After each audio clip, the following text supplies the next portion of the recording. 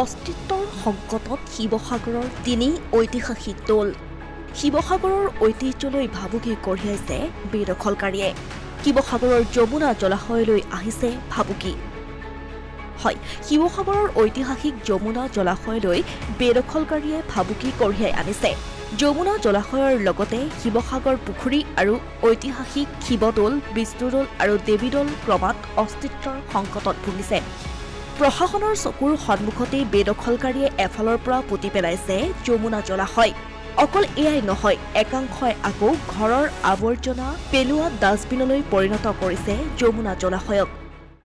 প্ৰথম কথা হ'ল যে একে সোণালী ইতিহাসৰ সাক্ষ্য বহন কৰা এই ঐতিহাসিক যমুনা বৰ্তমান সংকটৰ কৰা হ'ল, কিয়নো ইয়াত অবৈধ বেদখলকাৰী কবলত পৰিছে আৰু জিলা প্ৰশাসন সম্পূৰ্ণ চকুমুদা ভাৱত আছে আৰু পুৰাতত্ব বিভাগৰ চৰমনিহা। গতিকে এই পুৰাতত্ব বিভাগৰ এনেধৰণৰ গাফিলতিৰ কাৰণে যমুনাখন আজি মৃত্যুমুখলৈ গতি কৰিছে। আৰু শিৱসাগৰ নগৰত আপুনি আজি দেখিব অতি শেহতীয়াকৈ যি কৃত্ৰিম বানপানীৰ সমস্যাৰ সৃষ্টি হৈছে, যে এই যমুনা অবৈধ যি বেদখলকাৰী গ্ৰাসত পৰিছে, ই এক অন্যতম কাৰণ বুলি আমি ক'ব খোজোঁ। আৰু এটা কথা ক'ব বিচাৰোঁ যে যিটো সময়ত আমি টাইম ছাত্ৰ সন্থাৰ লগতে শিৱসাগৰবাসী ৰাইজে আমি দাবী উত্থাপন কৰি আহিছোঁ যে বা আমি আশা প্ৰকাশ কৰোঁ যে শিৱসাগৰৰ জিলাই যাতে ঐতিহাসিক বা বিশ্ব ঐতিহ্যৰ ক্ষেত্ৰত স্বীকৃতি পাওক বা স্থান পাওক, তেনে সময়তে ঐতিহাসিক যমুনাখন এনেধৰণে পৰিত্যক্ত অৱস্থাত পৰি থোৱা পেলাই থৈ দিয়াটো আচলতে কিমান দূৰ যুক্তিসংগত, এই কথাটো আমি প্ৰশ্ন কৰিছোঁ। আৰু জিলা প্ৰশাসনক আচলতে আমি তেওঁলোকক প্ৰশ্ন কৰিব বিচাৰিছোঁ। আজি কিছুদিন পূৰ্বে আমি টাইম ছাত্ৰ সন্থাৰ এই যমুনা সংৰক্ষণৰ দাবীত আমি প্ৰতিবাদ সাব্যস্ত কৰিছিলোঁ। আজি পৰ্যন্ত কিন্তু এই যমুনাত বেদখল কৰি থকা কোনো এটা ঘৰৰ ওপৰত বা অনুষ্ঠান প্ৰতিষ্ঠানৰ ওপৰত কোনো ধৰণৰ এটা হাতুৰি কোব কৰিবলৈ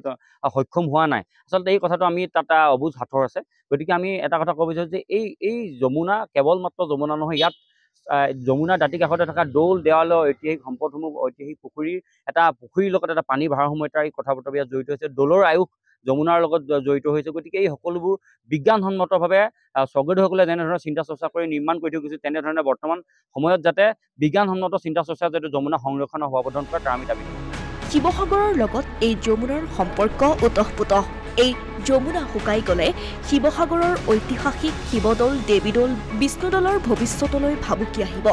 প্ৰাকৃতিক উপাদানেৰে নিৰ্মিত তিনিওটা দৌল, ইয়াত কোনো ধৰণৰ দোষা নাই। ইয়াত যিখিনি উপাদান আছে সেইখিনি সম্পূৰ্ণ প্ৰাকৃতিক প্ৰদত্ত।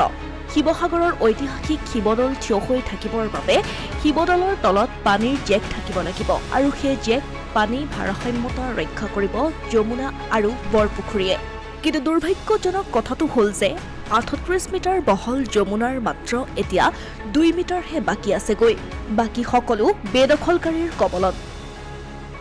আমি যদি ক'বলৈ যাওঁ, আচলতে যমুনাখন হ'ল শিৱসাগৰৰ হৃদপিণ্ড, কাৰণ এই যমুনাখনক লৈ বহু কথা জড়িত হৈ আছে। এতিয়া আমি দেখিছোঁ যে যমুনাখন সম্পূৰ্ণৰূপে কদৰ্যময় অৱস্থা। যমুনাখন এতিয়া ঐতিহাসিক যমুনা হৈ থকা নাই। এতিয়া যমুনাখন হৈ গ'ল আপোনাৰ জাবৰ পেলোৱা স্থান, এখন ডাষ্টবিনৰ নিচিনা এটা ৰূপলে ৰূপান্তৰিত হ'ব গৈ আছে।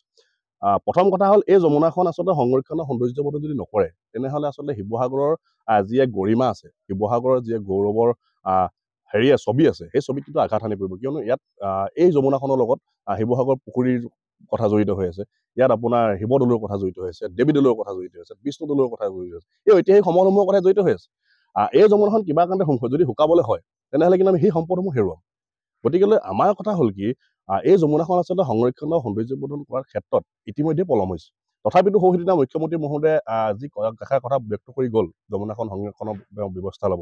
আমি তেওঁক ধন্যবাদ জনাইছোঁ যে তেওঁ যিটো কথা ক'লে, কিন্তু আমি ভাবোঁ যে সেই কথাতে যাতে ৰৈ নাথাকে, সেই কথাখিনি যাতে কাৰ্যক্ষেত্ৰ হয়, তাক আমি বিচাৰোঁ আহোমে নাই। আৰু দ্বিতীয় কথা হ'ল, আচলতে এই যমুনাখন বেদখল দিনক দিনে বাঢ়িবলৈ ধৰিছে। এই বেদখলে কিন্তু এটা সময়ত এই যমুনাখন সম্পূৰ্ণভাৱে গ্ৰাস কৰি পেলাব। এই যমুনাখন নাইকিয়া হৈ যাব। আমি যমুনাখন আছে বুলি উঠি অহা প্ৰজন্মই কিন্তু যমুনাখন আছে বুলিয়ে শুনিব, যমুনাখন ক'ত নেদেখিব।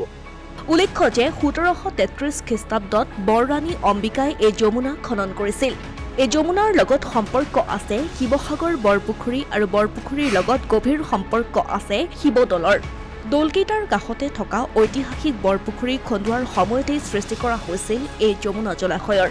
যমুনাৰ সৈতে শিৱদৌল, দেৱীদৌল আৰু বিষ্ণুদৌলৰ এৰাব নোৱাৰা সম্বন্ধ আছে। যমুনা জলাশয়ৰ নিঃশেষ মানেই শিৱদৌল, দেৱীদৌল আৰু বিষ্ণুদৌলৰ লগতে শিৱসাগৰৰ বৰপুখুৰীও অস্তিত্ব নিঃশেষ হ'ব। এতিয়া শিৱসাগৰৰ দল সংগঠনসমূহে অভিযোগ কৰা মতে শিৱসাগৰৰ প্ৰায় ৩৬টা চৰকাৰী বেচৰকাৰী অনুষ্ঠান প্ৰতিষ্ঠানে যমুনা জলাশয়ত বেদখল চলাইছে।